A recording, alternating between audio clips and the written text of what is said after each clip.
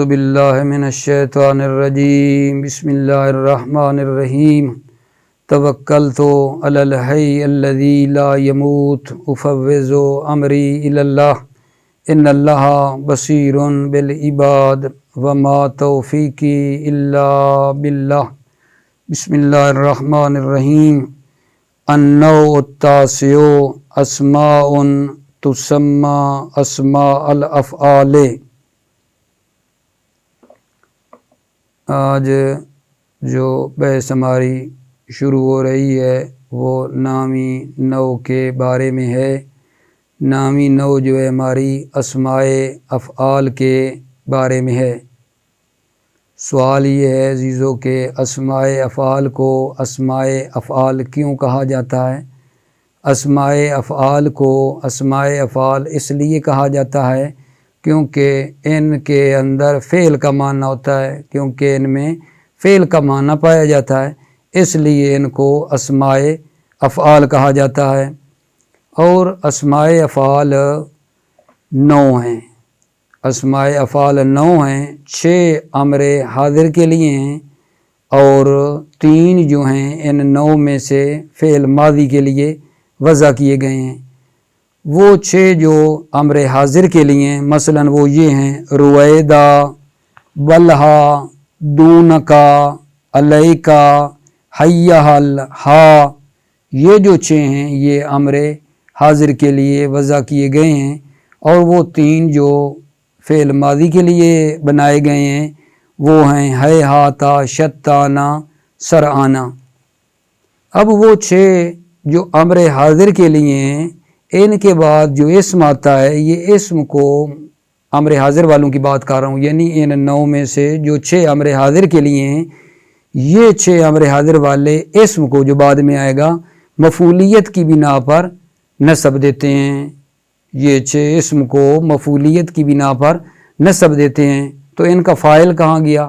فاعل جو ہے ان 6 کے اندر مخاطب کی ضمیر ہوتی ہے جو ان کے اندر چھپی ہوئی ہوتی ہے۔ فاعل ان کے اندر مخاطب کی ضمیر ہے جو چھپی ہوئی ہوتی ہے ان 6 کے اندر۔ اور وہ جو 6 ہیں فعل ماضی کے لیے عرض کیا ہے، ہیہاتا، شتانا، سرعانا، ان کے بعد جو اسم آتا ہے اس اسم کو فاعلیت کی بنا پر جو ہیں وہ رفع دیتے ہیں۔ ایک میرے خیال میں آپ کے بھائیوں کی خدمت میں، عزیزوں کی خدمت میں مثال عرض کرتا ہوں اور پھر کتاب سے نا اس کو تطبیق کرتے ہیں۔ مثلا وہ اسماء جو امر حاضر کے لیے ہیں 6، ان میں سے مثلا ایک رویدہ ہے، تو کیا کہیں گے؟ رویدہ زیدن۔ یہ میری محل شاہد مثال ہے، یعنی جو اسم بعد میں آیا ہے رویدہ کے بعد زیدن نہیں پڑھا، زیدن۔ اسی طرح باقی جو ہیں ان کی بھی یہی ہے، بلہا آئے گا تو بلہا زیدن کہیں گے۔ سارے 6 اسی طرح ہیں، اور فاعل ان کے اندر چھپی ہوئی ضمیر ہے اور بعد والا جو اسم ہے اس کو مفعولیت کی بنا پر نسب دیتے ہیں۔ اور وہ 3 جو مثلا فعل ماضی کے لیے ہیں تو ان کے بعد جو اسم ہوتا ہے فاعلیت کی بنیاد پر رفع دیتے ہیں۔ مثال اس کی لے لیں، مثلا ہیہاتا زیدون۔ ہیہاتا اسماء افعال میں سے ہے، فعل ماضی کے معنی میں ہے، اور ان کے بعد جو زید آیا ہے زید کو فاعلیت کی بنیاد پر کیا دیا ہے انہوں نے؟ رفع دیا ہے، ہیہاتا زیدون۔ سرعانا آئے گا تو کہیں گے مثلا سرعانا زیدون، شتانا زیدون۔ تو یہ اس طرح کر کے یہ ایک مختصر اس کے اندر مطالب ہیں۔ اب میں انشاءاللہ آپ کی خدمت میں ان کے معنی، ہر ایک کے معنی اور ان کی جو مطلب ہے تطبیق ہے عبارت سے نا ہم لیتے ہیں، آپ انشاءاللہ توجہ فرمائیں۔ بہت ہی مطلب نا سادہ ہے، مشکل نہیں ہے۔ بسم اللہ الرحمن الرحیم۔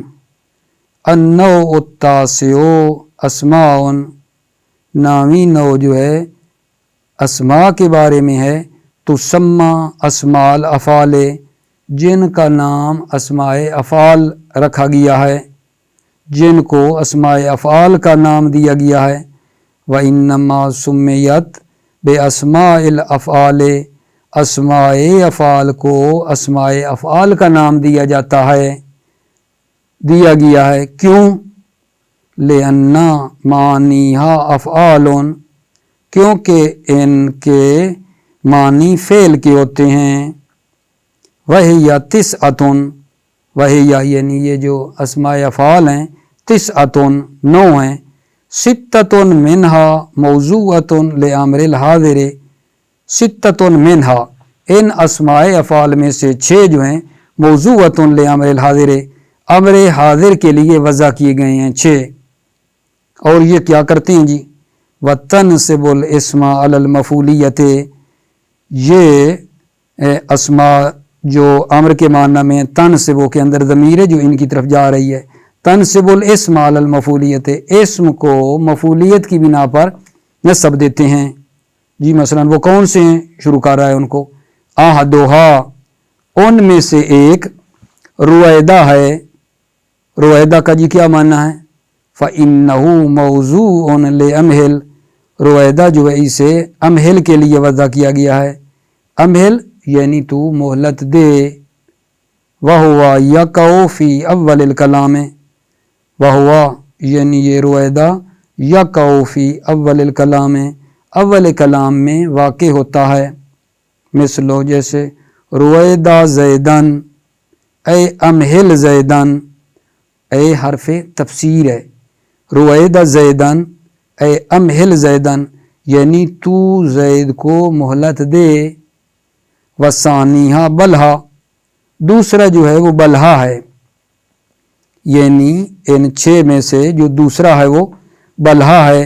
فَإِنَّهُ مَوْضُوعٌ لِدَا، بلہا جو ہے وضع کیا گیا ہے دا کے لیے، مثل بلہا زیدن اے دا زیدن، بلہا زیدن اے دا زیدن یعنی زید کو تو چھوڑ دے، دا زیدن تو زید کو چھوڑ۔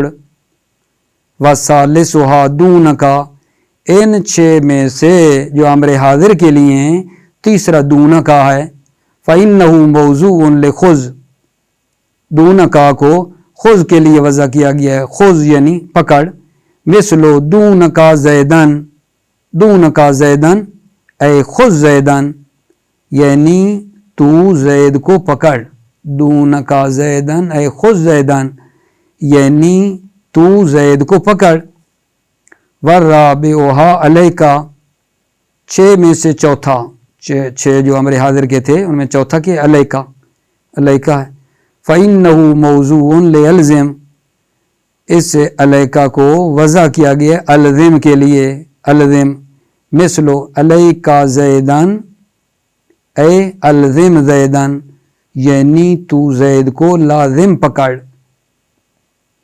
وَخَامِسُهَا حَيَّ حَلْ، اور ان میں سے 5واں، ان 6 میں سے 5واں کیا ہے؟ حَيَّ حَلْ ہے۔